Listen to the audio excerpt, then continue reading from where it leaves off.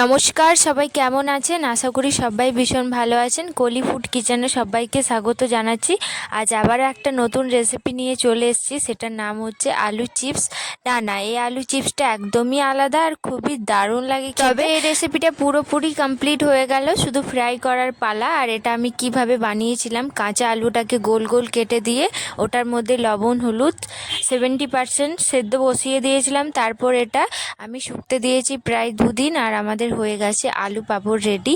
আর এটা না একদম স্টোর করে রাখতে পারেন, অনেক দিন থেকে যায় এই আলু পাঁপড়, মানে ওই 6 মাস কিন্তু একদম নষ্ট হবে না, একদম ভালো থাকবে এই আলু পাঁপড়টা। তো আমি কোনো একদিন এইভাবে আলু পাঁপড়ের রেসিপিটা পুরো ব্লগটা করে দেখাবো যে কেমনভাবে হয় তৈরি প্রথমটা।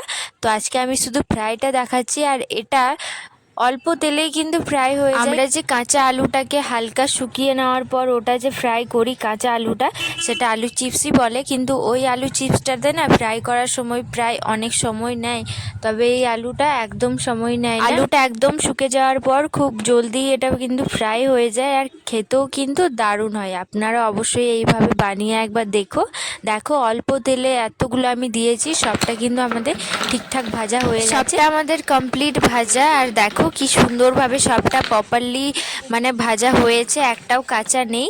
চলো তাহলে এটা ভেঙে দেখাই দুটো যে কতটা ক্রিস্পি হয়েছে।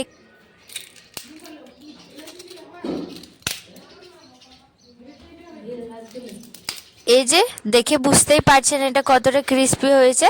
তাহলে এইভাবে একবার বাড়িতে বানিয়ে দেখো, খুব সহজে এটা তৈরি হয়ে যায়, আর খেতেও কিন্তু খুবই ভালো লাগে।